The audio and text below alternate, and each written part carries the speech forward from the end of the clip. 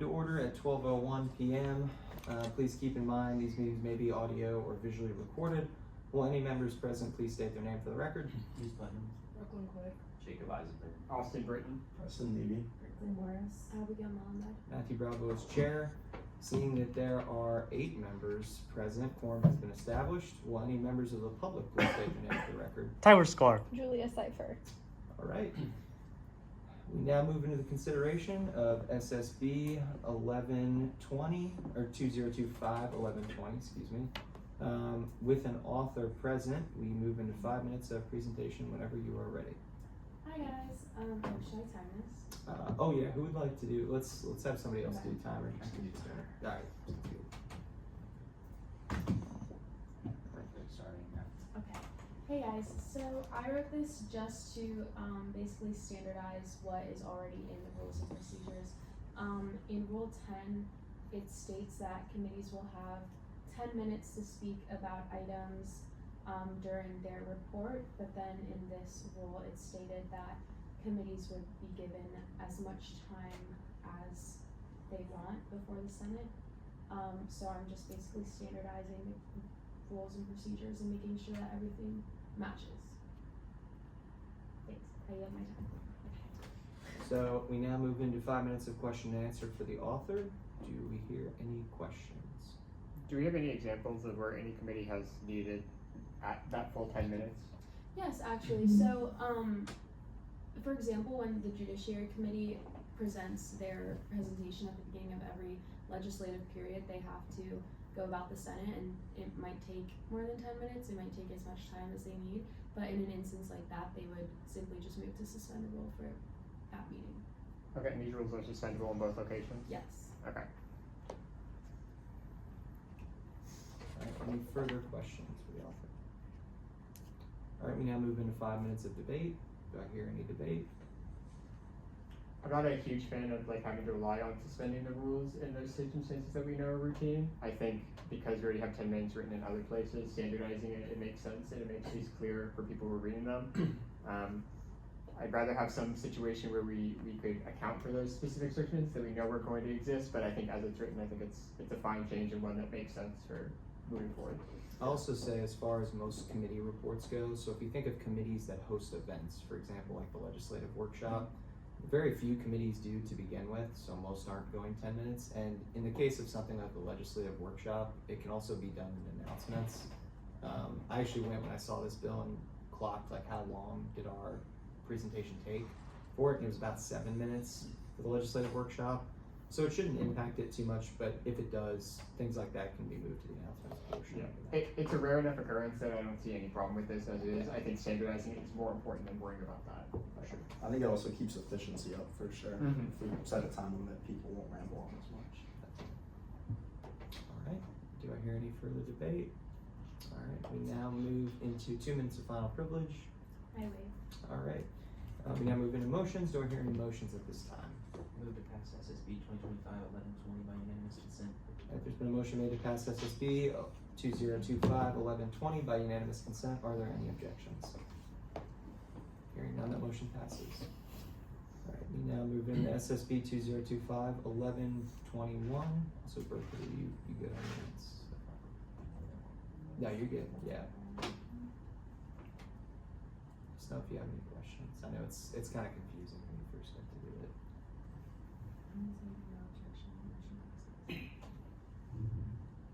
Yeah. Okay. All right. We now move into SSB 2025-1121 with an author present. There'll be 5 minutes of presentation whenever you're ready. Okay, so if you all have this piece of legislation open and you scroll down to my edits, you'll notice that I struck A, B, and C and then made some other adjustments in E. That being said though, technically the adjustments that I made in E have a different intent and purpose than the adjustments in A, B, and C. So I understand based on precedent if we'd want to just not make any changes in E, and then that can just be another bill that I would submit later on if I so choose.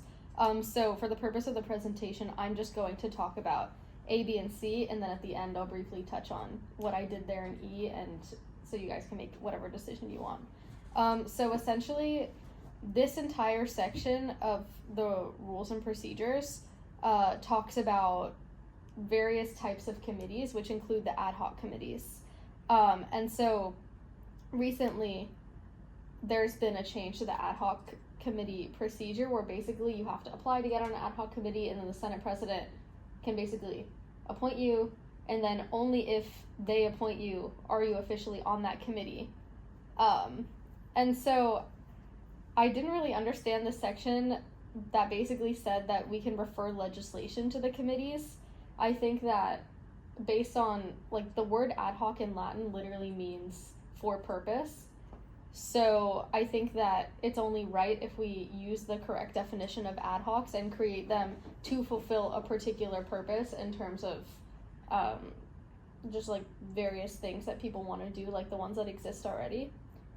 I do think that in terms of hearing legislation, there is only one committee that is qualified to hear legislation and is qualified to understand the 5 criteria and the intricacies of what can be passed. So I just don't believe in referring legislation to a particular committee, and I think that it could potentially set a dangerous precedent of bypassing the Judiciary Committee or letting legislation pass without the proper amendments needed.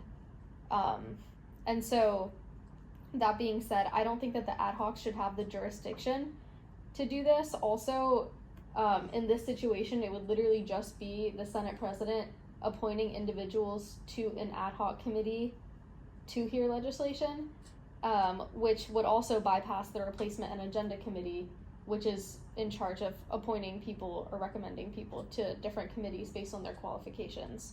So there's just a couple reasons why I don't necessarily think this rule existing here is fair. And I understand the kind of intention or why it has existed in the past, but I do think that in a functioning Senate, we should be really discouraging stuff like this, where we're bypassing judish by referring stuff to different committees. And so that's why I think we can just go ahead and strike it. That being said, it is under the subtitle Authority Over Committees, and I thought that that wasn't very representative of what anything in any of the letters under it was doing. I don't think it's really talking about authority over committees. I think it's just talking about some more intricacies of committee functions and what they do. So I just think that this part of the codes is not the most well written, which is why you'll see some edits in E. I was submitting this very close to the 12 p.m. deadline, and so I just wasn't expecting it to be this like crazy of formatting when I was opening the codes. I was expecting it to be more streamlined. So I think that this part of the codes needs some serious work in terms of combining stuff for it to make sense and for it to be read thoroughly. So that's why I'm just going to recommend to ignore anything that I did in E. And this can just be a whole different piece of legislation because it does have a different purpose, which would be if ad hoc committees can't hear legislation, then, and they can't like recommend people to do things, and there's nothing necessarily that a minority report would be used for, so, because they're not actually making any official decisions on behalf of the Senate. So that's kind of the purpose of what I was doing there in E, but we can just not consider that now, but I'd be more than happy to answer any questions about it as well. I yield the rest of my time. Thank you. We now move into 5 minutes of question and answer. Do we have any questions for the author? So I guess my understanding is that this is removing the ability of other committees to handle legislation. So has there ever been any precedent of other committees handling legislation other than judiciary or in any like major capacity?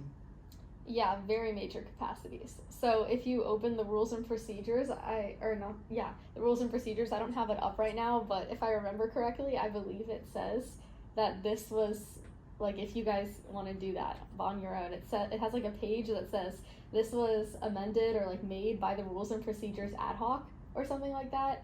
I think about 2 years ago or about a year ago, there was also a rules and procedures ad hoc. I know that there's been ad hocs created for reviewing and coming up with reapportionment I know that there's been ad hocs that just receive legislation, so like, I don't know if the Lavender Caucus, that's not an ad hoc, but people try to refer legislation out to people who they think have more like specialized knowledge. So yeah, there's plenty of past instances of it happening. That being said though, I don't even like it when, as a member, long-standing member of the Replacement and Agenda Committee, I don't necessarily appreciate or think that it's the best case scenario when our Replacement and Agenda Committee has to hear pieces of legislation, which we've had to do sometimes, because I do think we're all qualified and knowledgeable individuals on that committee, but we're not the people who are supposed to be necessarily reviewing legislation, so I kind of understand why that backtrack procedure is there, but I don't think that we should be purposefully encouraging it. Do you think there's any point where the Senate would need the power to refer legislation back to the committee that's already reviewed it, whether that be judiciary or budgetary? I'm thinking if judiciary passed legislation and it was on the floor, and then we made amendments to it on the floor, and then there was a question of, oh, does this match the original intent? Would the Senate need the power to send it back to judiciary? Or just would remove, I believe, or do you think the best case in that scenario would be withdraw and resubmit to the judiciary from the start, those amendments? I would have to check the codes because I'm not exactly sure if this basically disallows the Senate to refer things back to a committee. That being said though, referring something back to the committee, particularly to the Judiciary Committee, which meets maybe one time per week, doesn't change the time frame in which something would be heard necessarily. So like, if the Senate really wanted to send something back to the committee, they could always just object to it being passed and then fail it, and then it'll be sent back to the committee to be re-reviewed. So in that situation, referring something back to the committee or resubmitting it to the committee would have the same time frame anyway, so I don't think it matters that much.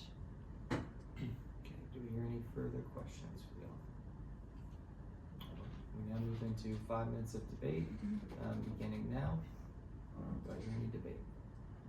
I mean, I think what this bill allows is, I think at the end of the day, the people who, committees who would have handled, where like bills that would have previously been sent to a different committee can be developed by those committee members independently and then submitted to judiciary. And I think that allows, I mean, we have 5 minutes of presentation and we can extend that time by suspending the rules. I think that they're able to come to judiciary and do it through that channel and ensure that we're still getting bills put before the chamber that are verified through the 5 criteria and done the right way. But they can still do it in a way where the people who have the expertise and who have the knowledge to make a good bill can present it and argue their case before judiciary. And that way we're ensuring that the bills that are put before the chamber are of the best standard and aligned with the criteria that we set out for them. Yeah, I think the only difference for me between someone doing these like bill changes outside of an ad hoc or within an ad hoc is sort of transparency. With an ad hoc, you follow the same rules as general committees where you have to announce when you're meeting and you have to record them. So removing that purpose would make it so if people are like, oh, I still have to work on this legislation, we're going to do it in a small group, you would have that same sense of transparency. I think that's a really minor concern and a very rare thing. So I don't think that's a huge problem, but it's something I'm thinking of. But I think as it stands, this is not something we use very often. This is something where, if used, is not always the most effective. I'm thinking particularly the last time we used this to help draft apportionment. Judiciary did that to help streamline their own processes. This was a couple years ago. And I believe the UF Supreme Court ruled that that wasn't allowed because judiciary is supposed to draft the legislation. So even then, it wasn't effective. Obviously, we have examples of the rules and appropriations or ad hoc that has drafted changes, but I think the way the Senate is designed right now, I think there's not a huge need or desire for that as it stands. So I think this works as far as the changes to A, B, and C go. Yeah, I think that this helps get rid of any going around the proper rules and procedures. I think that going through the Judiciary Committee or even for budget legislation, going through the Budget Committee is necessary, seeing as the people who sit on those committees are the people who know what's best rules and procedures wise. And so going around that would possibly be detrimental. All right, do we hear any further debate? All right, we now move into 2 minutes of final privilege. Just a couple things that I thought of as you guys were talking. as per Austin's example of the Judiciary Committee using this procedure to streamline their reapportionment process, I do believe this was when the Judiciary Committee was having trouble with quorum and was having a lot of disagreements on the committee. So yes, potentially it could be something streamline related, but as someone who was basically getting recruited by that ad hoc to work on reapportionment, and I was like, that was not something that I wanted to be doing. I was like, what is this? I think that I don't know like exactly their intent, but maybe it was less of like streamlining their process and more like avoiding whatever gridlock was occurring.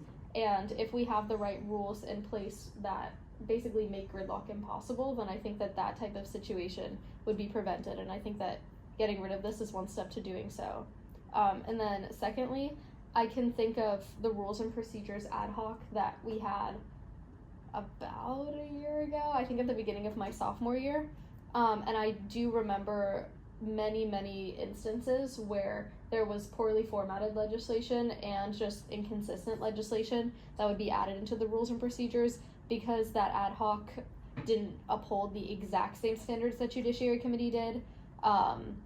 So that is just another thing. So I appreciate you all considering this. And again, please ignore any edits made in E. You guys can get rid of that. And then I do believe that I didn't appropriately number A, B, like I didn't change D to A and E to B. So maybe you guys can do that as well.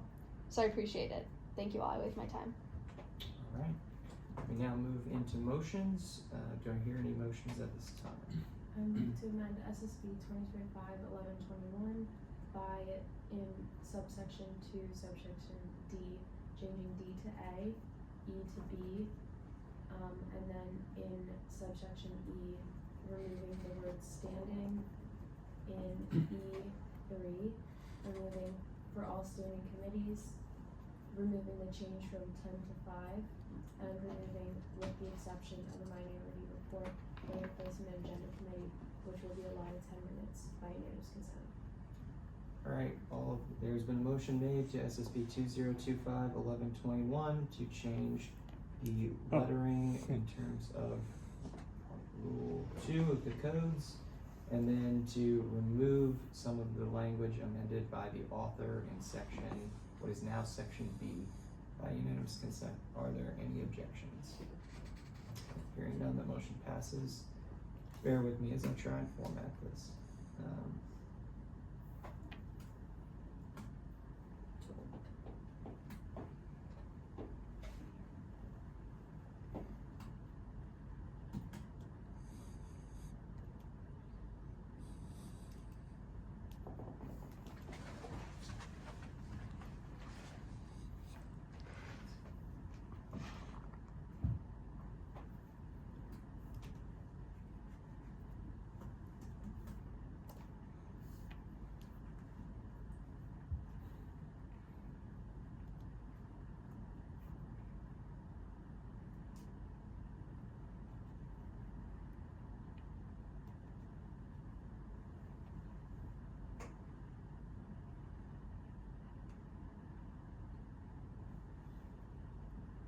Okay.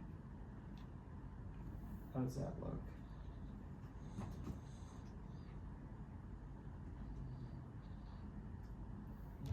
The A and B are kind of spaced oddly, but yeah, I don't know how to really like put it in. I think there's an indent A. Yeah, I just tried and then shifted it too far over. Tab. So with the space in between the indent and then indent and Alright.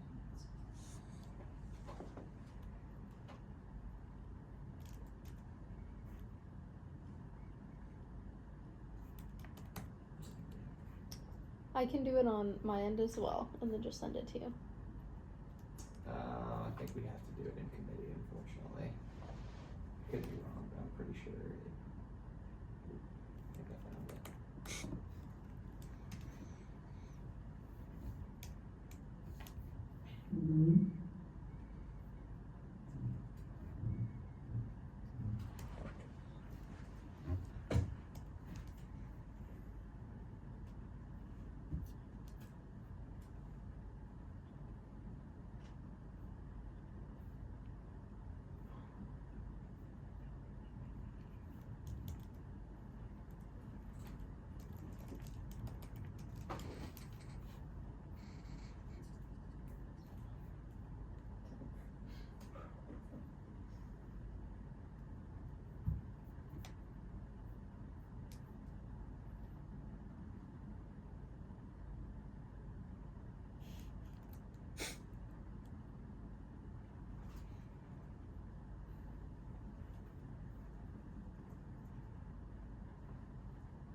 I sent it to you, so it's still in committee, but it's fixed.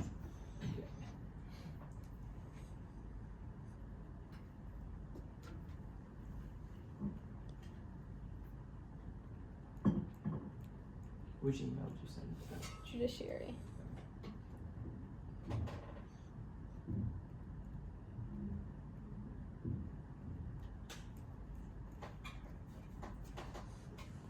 It was just easier for me because I already had it up on my end. Here you go, and copy paste these edits.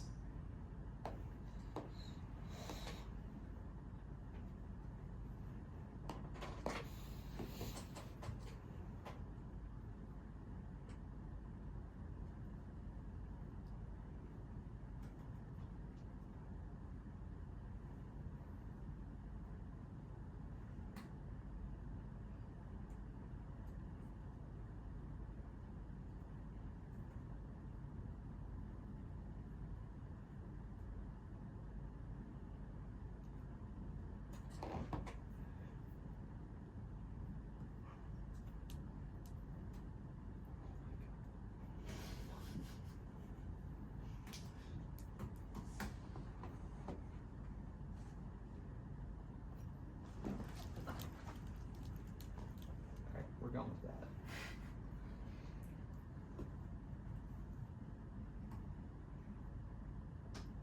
Yeah, I need a red. This is stupid. You put a new document in the folder, can you just like rename I it? won't, but I have to, no, but I have to, put these and be in red. Signify with the edits, and then I can't just, I can't just take somebody's new doc and then add it to the sheet. It has to be edited from this one, because that's the one that they submitted.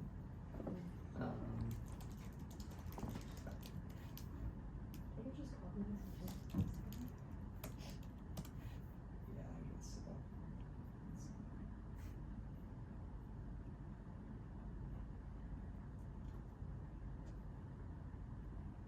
Oh, I see, cause you continued the D with the previous list, which is really.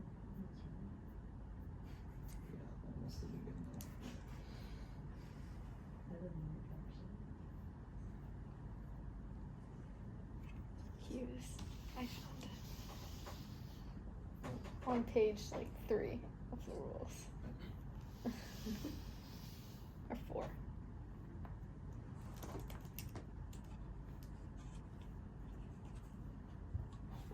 Oh, no, this is the add-on to the rules of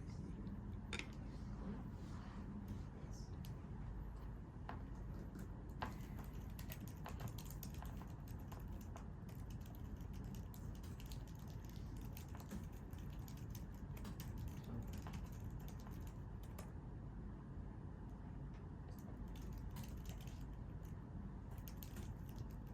Okay.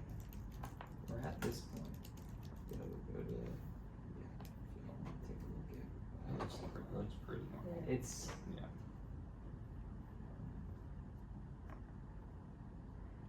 now, all I have to do is make a couple spaces. It should come in, right?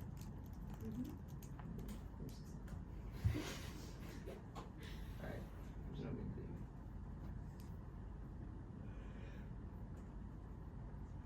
If you have the ruler on the top, you can just like grab it and be in red. I'm so untech savvy. There's no way you ask if you ask me to use a ruler on a computer, no way. There's no chance I can do that. Okay. Also, How does that look? Go to the edits. Refresh. you have to Should be make up. Huh? in the bottom one, you combine 2 into 1, so you have to make it if a minority report does not exhaust, you have to make that triple 4 eyes. Okay. Yeah. So you should just be able to enter that and it should be fine then. Please do IV and not I- 4 eyes. Alright. We're going with this. Refresh. Well, it was already IV before. On the, Wasn't it? yeah, I meant Yeah. IV. Okay. Yeah, Okay. sorry. So you should be good. There's a funny story about that Should be with good. Senate. Okay. Alright. Do we hear any more motions at this time? I move to pass SSB 2025-1121 by unanimous consent. There's been a motion made to pass SSB 2025-1121 by unanimous consent. Are there any objections? Hearing none, that motion passes. Alright, seeing as all legislation on the docket has been complete, I adjourn this meeting at 12:27 p.m.